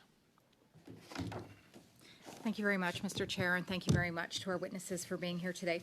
I'm first going to go back to the report to section 1.41. Auditor General, in this section it says, we've reviewed available records and could not determine which agency official made the final decision to select GC strategies. However, as my colleagues indicated here today, there is documentation that was provided that showed that the previous CBSA head, in coordination with the CIO, did come to this decision. I'm wondering why you did not come to this decision, given this piece of documentation, and why you think this is, if you believe that this piece of documentation was not provided for you, if you were not able to discern who came to this final decision based upon this piece of documentation. Why were you not able to determine who made the final decision to select GC strategies, given this documentation my team has presented here today? So the source of the documentation is one of our concerns. It wasn't maintained in official corporate records. And I would expect that it would be there. It is very unclear who the individual is speaking to, and I've heard no testimony. It appears to be a briefing note for a committee appearance, and I've heard no testimony around it. It remains that the decision on who decided to award a certain contract needs to be properly documented, and what we do have on file is that a contract requisition was signed by the executive director, and exercising delegated authority in the public service comes with responsibility and accountability. Who? Ms. O'Gorman, we've also discussed today about the missing documentation of Mr. Min Doan. Now, the Auditor General, in her testimony yesterday, said that she can't determine. It could have either been deleted or destroyed. Again, for this committee and for Canadians, can you please verify the information that you have relative to this documentation of the former CIO specifically, please? So we have received allegations that emails were deleted. Those allegations were provided to our Director of Security, and there is an investigation into those allegations. And you can't provide anything further at this time other than these allegations? That they're being investigated. They're being investigated. And who are they being investigated by, please? By members of our security team under the direction of Monsieur Lafleur. Okay, and will you be receiving any update on these investigations prior to the final release of the report? I don't know. If there's material information that I should be made aware of, I'm confident that they will provide it to me as they have in other investigations. And when is this report expected to be finished? Well, as I said, if there is information, I'm confident they'll give it to me. I don't know when, and I don't know if there will be information before the final report. It's underway. I don't always receive information before a final report. Sometimes I do. Not and always sometimes, the case. apparently, you don't. Okay. Yeah. Okay, Ms. O'Gorman, again, this committee, this parliament right now, Canadians are absolutely seized with this Arrivecan app, the Arrive Scam app, because we have a minimum of $60 million, which has been spent, but as a result of incomplete documentation, it could be more than 60 million.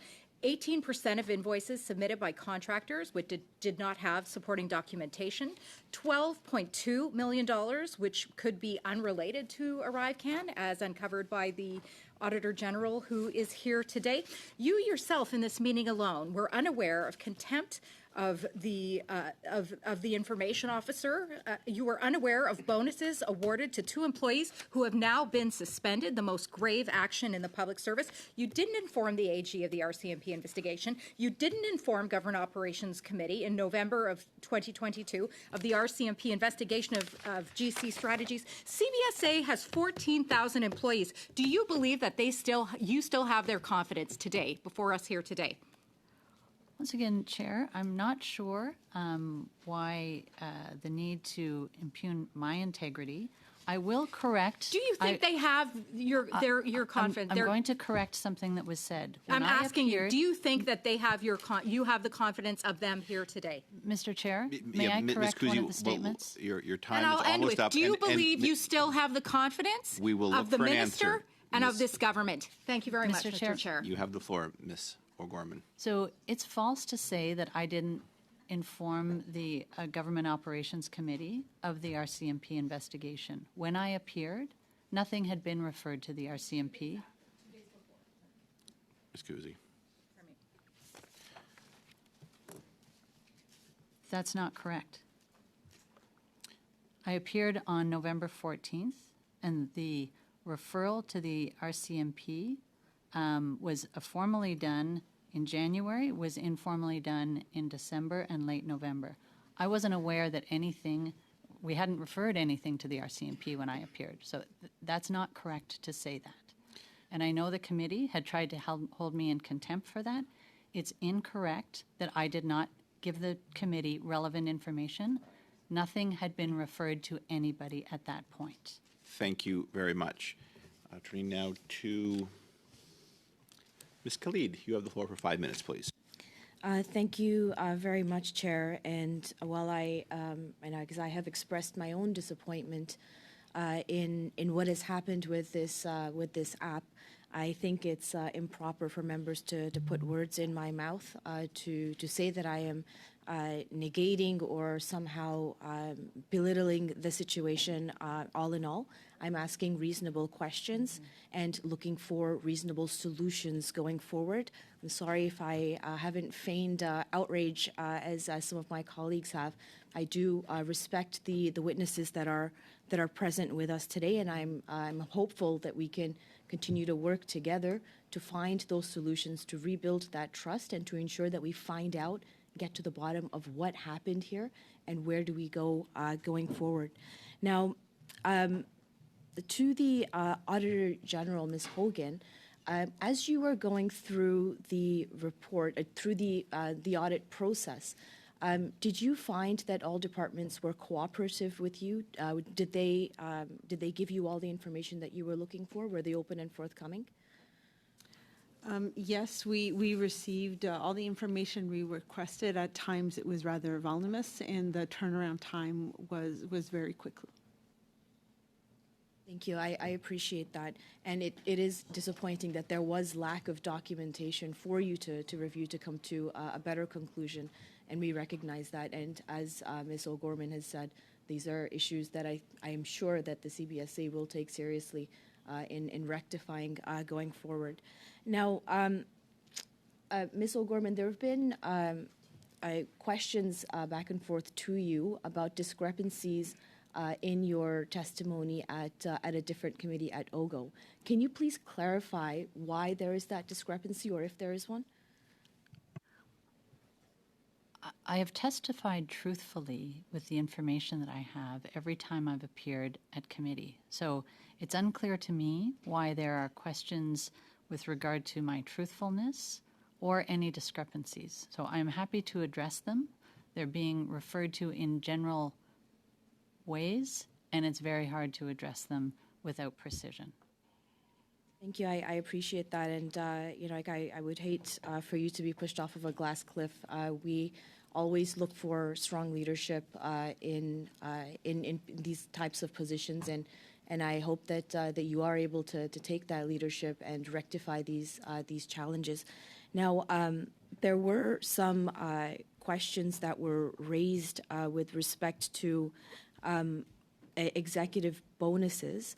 So to the Auditor General, you did speak about the executive bonuses, and obviously Canadians are rightly concerned about how our taxpayer dollars are used, and I would guess that they would not agree with providing executive bonuses to anyone who's been found guilty of wrongdoing. Now, if the investigation does uncover wrongdoing on any part of the executives of the CBSA, my apologies, it's to Ms. O'Gorman, is there a process that you would reclaim those bonuses, or how would you fix that situation? Exactly as you said, there is a process. If information comes to light that would call into question the bonus or the assessment, frankly, the assessment of the individual, which itself would be tied to their remuneration, there is a clear policy by the Treasury Board to be able to claw that back. Thank you very much. And I'll use the remainder of my time, Chair, if I may, to ask the clerk with respect to when the officials that were cancelled at short notice today, when they will be reinvited back to this committee, so that we can ask our questions of them as well. That has not been determined yet, Ms. Khalid. You still have 50 seconds. Well, when will that be determined, Chair? I'm going to see what their availability. And I'm hopeful that we will discuss that with the other members of the committee before we decide when to invite them. You're hopeful? I've noted.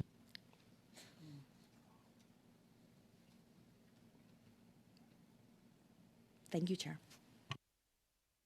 Thank you. Encore une fois, Madame Secrétaire, vous avez la parole pour 2 minutes 30 secondes. Oui, merci, Monsieur le Président. Yes, thank you, Chair.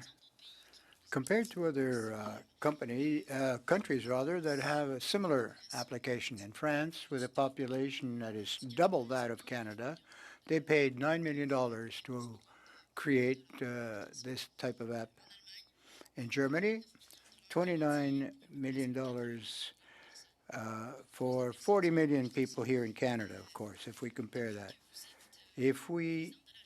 Since you've been CEO of the organization between July 22, when you were in position, and March 2023, where the overview by the OAG was done, $12 million have been expended. That's more than the total cost of a similar application for a population of 70,000 million. What do you think of those costs? why were you not able to internalize that and save money to the taxpayer? Is looking to what our allies are doing and trying to take from them any innovations, but I don't think comparing the population is necessarily accurate in terms of I'm not aware of what their requirements are versus the requirements that we had. So C'était les mêmes. C'était les preuves vaccinales, c'était l'entrée-sortie, puis la... Well, checking for vaccination certificates, entry and exit from the country. How many people are using the, potentially use the application? So one has to see what the volume of that use is. Comment on the details of their work versus ours. I will say that for the part of Arrivecan that we are currently using, the submission of the advanced declaration, going forward, that the budget for that, or the estimated cost, is approximately $3 million per year, and I can hand it over to my colleague to provide those details. Yeah, like as President Gorman said, population isn't the biggest driver of the cost of developing an app. You know, unfortunately, CBSA has a tremendous amount of technical debt, and the capability and cost to link a modern application to it is very expensive, and that was a primary driver for it. Additionally, because our provinces are so separate and each had its own vaccination certificates, that drove up the cost significantly as well. Et voilà, merci beaucoup. Suivant, Mr. Desjardins, you have minutes, please. Thank you very much, Mr. Chair. I do want to, again, return to the report. The reason I think all of us are here. On page 7, Exhibit 1.2, the Canadian Border Service Agency continued to rely heavily on external resources to develop Arrivecan from April 2020 to March 2023. It cites, of course, the information related to both external and internal costs as it relates to this project in particular. It notes, at least in my reflection of this information, a very serious lack of internal capacity, IT capacity, that has put CBSA in a position where they must accept a contract. This is not new in the federal public service. We've witnessed these kinds of cuts, in my perspective, since the 90s.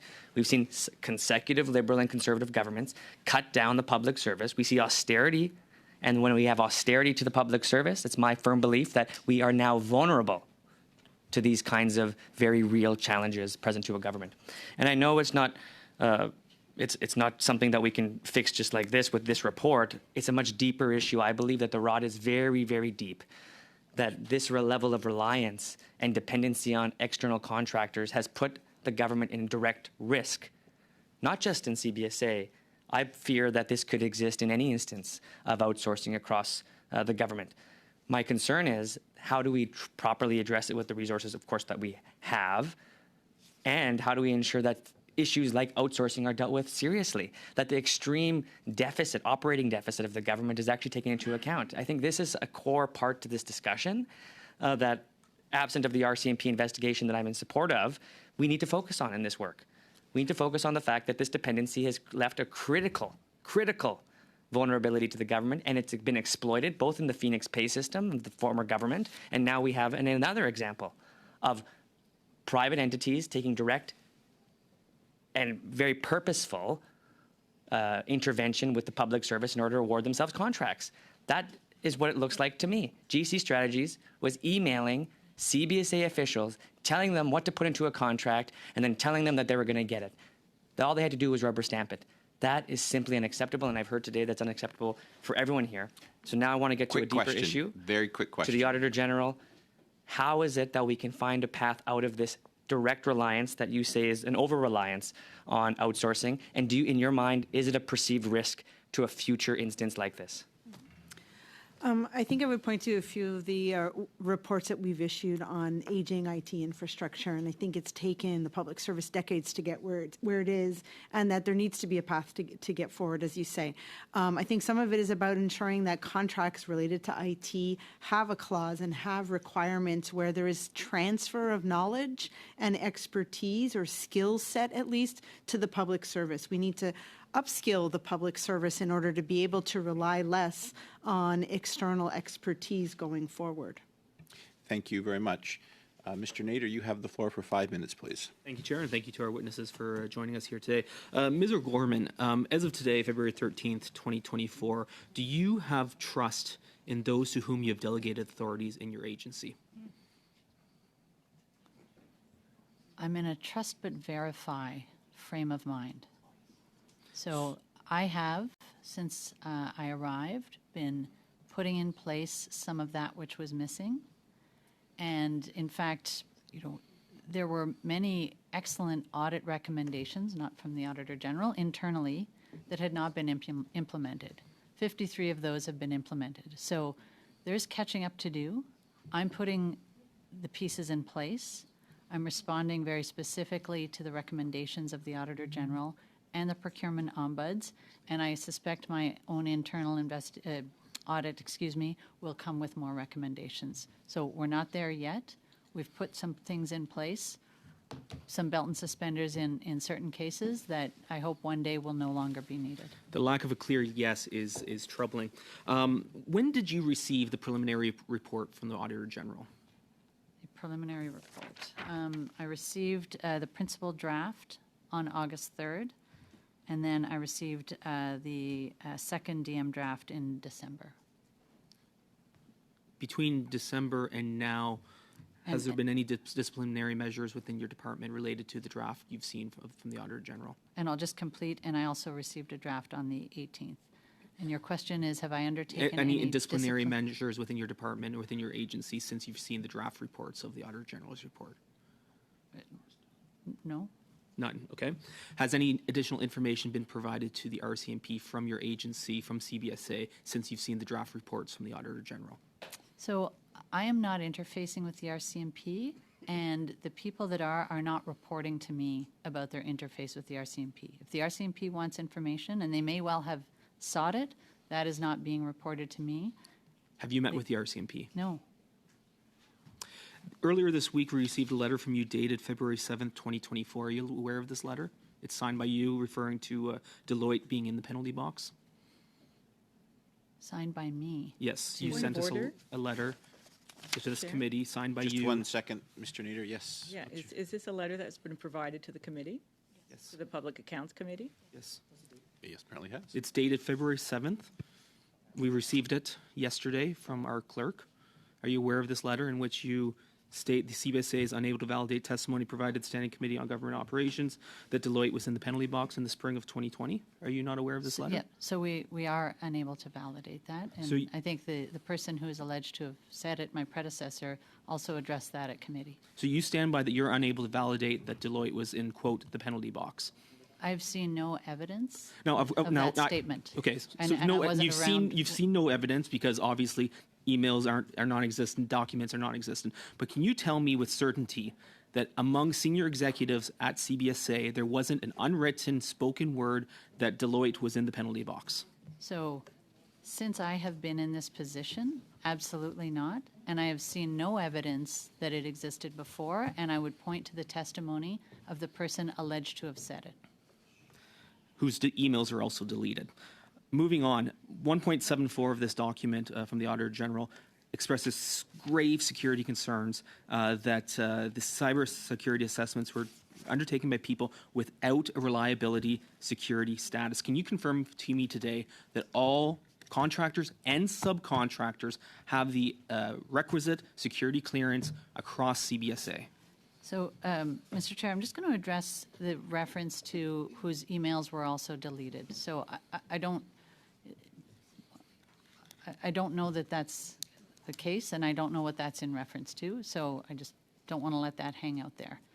If there's more precision, but I'm not aware of more emails having been deleted. In terms of Arrivecan, the names that were on task authorizations for people who did work had the requisite security clearance. 4 names were found that were not on task authorizations where security clearance could not be confirmed. Okay, Mr. Chair, I want to, again, my question was, can you confirm today that across the agency there are no contractors or subcontractors that are operating without the requisite security clearance? Can you confirm that? So the information that I have is that they do. have the requisite security clearance. So if there's something in particular that you're referring to? I'm referring to across the agency. There is a appalling lack of documentation across your agency. Thank you, Mr. Nader. That is your time. The question was answered. And turning now to Ms. Shanahan, you have the last 5 minutes, please. Well, thank you very much, Chair. I'd like to go back to the issue of the challenge function and exactly how that would work. Again, I'm very preoccupied by the fact, yes, that this happened, but also that there seemed the oversight, the normal checks and balances did not seem to be in place because we know human nature. People in any organization, you're going to have, yes, some bad apples, but we need to understand how does an organization protect its operations from that happening again.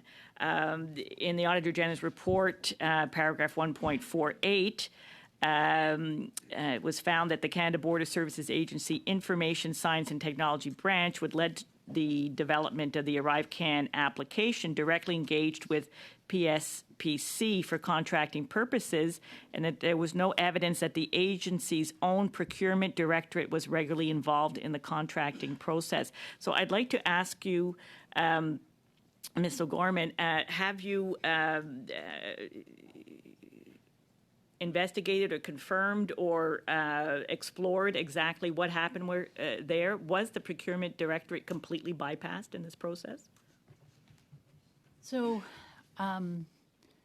my understanding is they received certain information, but that there was a direct path from individuals within the IT group to PSPC to discuss contracts.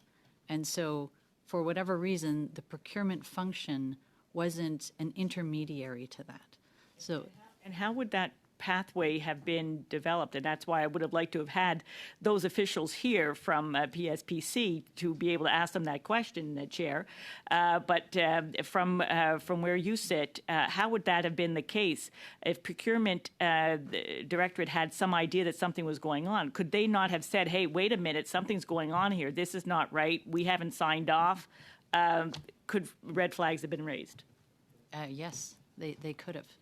And so the roles and responsibilities with regard to procurement are quite well established, including the business owner, those who might need a contracted resource, the contracting authority, who is the interface, PSPC for contracts over a certain amount of time. So what's in place now is the correct roles and responsibilities, where the people in IT would go through the CBSA's procurement function, and whether that's then onward to PSPC or for a contract within CBSA's authorities. But those have been established. And are there measures in place that PSPC, for example, cannot accept anything from CBSA unless they're the proper sign-offs? So for some reason, they did accept procurement. They did accept those contracts. And I don't know that I would put that at the feet of PSPC. So having not been there, I don't know if it was the exigent circumstances. So I can't speak to that, and I wouldn't put that at the feet of PSPC. Well, of course, Mr. Terry will, of course, speak to officials from that department. But my role is to make sure that the right people in CBSA are interfacing with PSPC, and that's what I've put in place. Okay, and just back to for the procurement directorate itself, what oversight is in place there? Because I can understand if there's one place where, invoicing, incorrect invoicing, and typically, what do we see in any kind of big project? It's padding the invoices and so on. But here, we didn't even have details on the invoices to begin with. Exactly. So what oversight? It's the procurement directorate's function to provide that oversight and to require and insist that the appropriate level of information is contained, be it in a task authorization or an invoice, from all the way to the coding for payment. So that is their function, is to carry out that oversight. And then the assurance function will make sure that it's being done regularly and properly and that the files are complete. All right, and with the remainder of my time, is there anything else that you'd like to add to your testimony today, Ms. O'Gorman? Only that I share the concerns. I do hope that it doesn't risk the trust of Canadians in the functioning of the CBSA and the critical work being done by employees, border service officers across the country and around the world. The work they do day in and day out is excellent and it's important. We are fixing this. We are troubled by this, but I would hate for that to get extended to the people who are doing that and other critical information and other critical activities across the organization. Thank you. I apologize for some of the Thank you. exchanges that occurred here today. Thank you very, very much. I want to thank officials from CBSA for coming in today, as well as from the OAG. That concludes our meeting.